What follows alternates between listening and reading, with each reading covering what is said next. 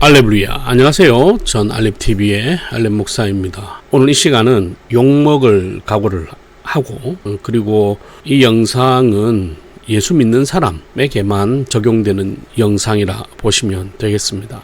예수님 안 믿는 분들은 그냥 이 영상 안 보시는 것이 낫습니다. 어차피 여러분이 원하는 대답은 하지 않을 거고, 여러분이 원하는 기대하는 내용은 없기 때문에, 그럼에도 불구하고 예수님을 믿는 사람이라면 저를 욕하셔도 나중에는 생각을 좀 하지 않을까 생각을 해요. 오늘은 한국 교회에서 지금 가장 또 큰 이슈가 되고 있는 애완동물에 관한 이야기를 하려고 합니다. 엄청 긴 이야기지만 그냥 여러분이 궁금한 질문에 대한 여러분이 원하지 않는 답을 해드리려고 해요. 이 영상의 핵심은 애완동물은 천국에 못 간다 하는 겁니다. 죽어서 여러분의 애완동물을 만날 수는 없다는 거예요. 벌써부터 화가 나시죠? 자, 이제 여러 가지 이야기를 한번 진행하겠습니다. 다 들어보시고 반대되면 밑에다가 댓글을 남겨주세요. 저도 배워야 될 게 있으니까. 만약에 내 애완동물이 천국에 가잖아요.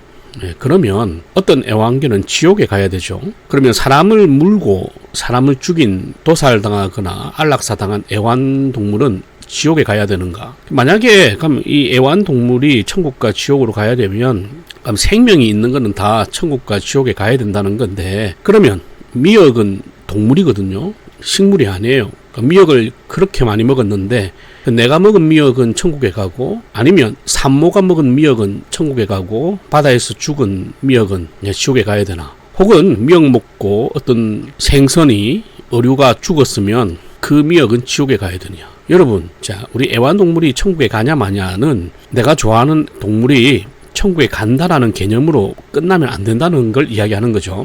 그렇기 때문에 애완동물이 간다고 막 이야기한다는 그 무지개 다리는 우리가 가는 천국이 아니에요. 우리는 천국과 지옥밖에 안 믿죠. 그러니까 애완동물이 가는 천국은 존재하지 않는다. 만약에 무지개 다리가 있다라고 그래 가정은 해봅시다. 하지만 무지개 다리가 있어도 예수 믿는 사람은 그 애완동물을 만날 수가 없어요. 그러니 무지개 다리는 존재하지 않는다는 거죠. 그 다음, 천국은 예수님을 믿어야 천국에 가죠. 애완동물은 주인을 믿지 예수님을 믿는 게 아니죠. 그러면 애완동물은 지옥에 가야 돼요. 엄밀히 따지면 지옥에 가야 됩니다. 그러니까 애완동물은 천국과 지옥에 안 간다는 것이 맞죠. 여러분을 사랑한다고 해서 천국에 가는 건 아니잖아요. 여러분을 사랑해서 천국에 가면 여러분을 위해서 희생한 상추와 고추는 천국에 가야 되겠죠. 자, 그 다음에 지성과 이성을 가진 피조물만 천국에 갈 수 있고 또 지옥에 가게 됩니다. 왜냐하면 믿음이라는 것은 하나님께서 지성과 이성을 가진 존재에게만 줬기 때문이죠. 여기서 말하는 지성과 이성이라고 하는 것은 사람만이 아니에요. 천사도 포함되는 겁니다. 이 애완견 같은 경우는 이성이 없기 때문에 믿음을 가질 수가 없어요. 그러니까 이 애완동물은 죽으면 그냥 죽는 겁니다.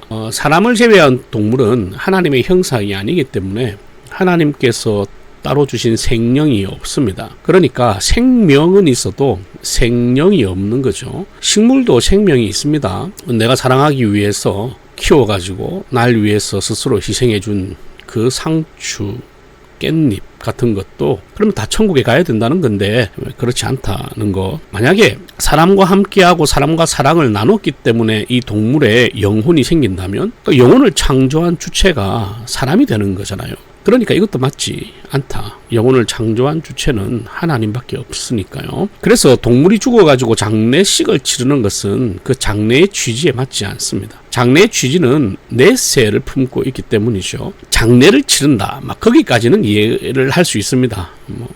이별이 아쉬울 수 있으니까. 하지만 목사님한테 장례 집례를 부탁하는 건 말이 안 돼요. 여러분, 목사님께 애완동물의 장례를 부탁을 하는 것은 진짜 이거는 말도 안 되는 겁니다. 그러니까 만약에 꼭 그렇게 장례를 치르고 싶으면 목사님께 장례 부탁하지 말고 그냥 가족끼리 이별을 하면서 슬퍼하시면 되겠습니다. 목사가 집례하는 장례는 예식이거든요. 예배를 드려서 장례를 집례해야 돼요, 목사는.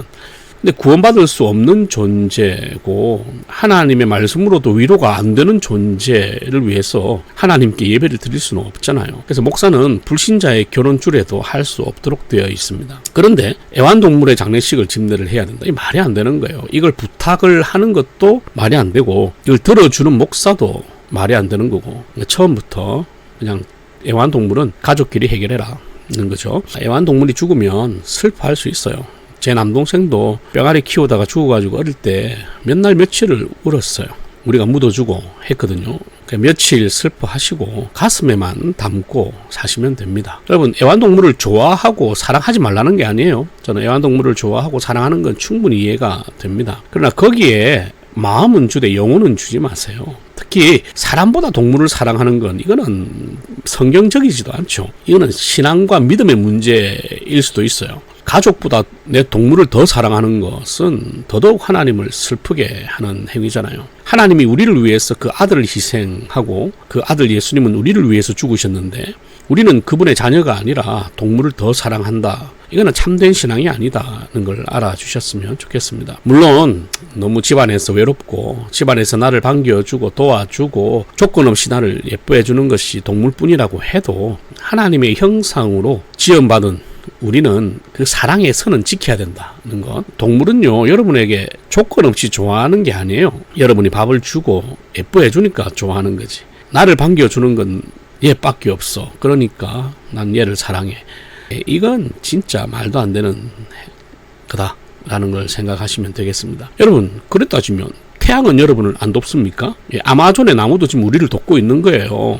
여러분을 조건 없이 돕고 있습니다. 내 눈에 보이는 피조물만 좋아하고 내 눈에는 안 보이고 나와 멀리 있어도 그렇게 그 수천 년 수만 년 동안 인간을 돕고 하는 그 존재들에 대해서는 아무렇지 않게 생각을 하고 아무렇지 않게 나무를 베고 여러분 그렇게 살잖아요. 그러니까 내가 아끼고 키우는 동물만 나의 우상이 되면 안 된다는 걸 꼭 기억하시고 이 세상의 모든 피조물들은 인간을 돕기 위해서 만든 하나님의 선물이다라고 생각을 하세요. 그래서 애완동물을 키우신다면 잘 키우시고요. 바르게 키우시고 제대로 키우시고 합법적으로 키우세요. 그리고 사랑 많이 주고 키우세요. 하지만 이별할 때 마지막은 잘 이별하셔야 됩니다. 여기까지가 우리가 할 수 있는 선이에요. 이 이상 넘어가는 순간 그 동물은 여러분에게 하나님이 됩니다. 동물이 내 아이를 물었는데 그 아이를 문 동물을 보호하고 있다는 것은 그는 여러분에게 그 동물이 하나님이라는 뜻이에요. 하나님의 형상을 죽여도 얘를 돌봐야 되니까 그냥 여러분에게 하나님인 거예요. 아니다. 나는 하나님을 믿고 그냥 애완동물을 좋아하고 사랑하는 것 뿐이다. 여러분, 애완동물은 여러분의 자식이 아니에요. 여러분의 자식이 아닙니다. 왜 그게 여러분의 자식이에요? 여러분이 뭐 부모처럼 잘 돌봐 줄 수는 있어도 여러분이 그 부모는 아니에요. 제발 이 선은 넘지 마세요. 동물 잘 키우고 사랑하고 그래 좋아하고 바르게 키우고 제대로 키우고 합법적으로 잘 키우되 선은 넘지 말라고. 하나님의 형상과 영혼과 우상 숭배에 대한 이 선은 넘지 말고 키우시면 좋겠습니다. 지금 목사님이 우리 똘똘이 죽었는데 장례 예배 안 들어줬다고 난리치는 그런 미친 인간들도 있다고 하던데 제발 정신 차리시고 이 영상은 진짜 예수님을 믿는 사람에게만 적용되는 거니까 뭐 열받으시면 나가시면 되고 혹시 예수 믿는데도 이 영상을 들었는데 열받으신다.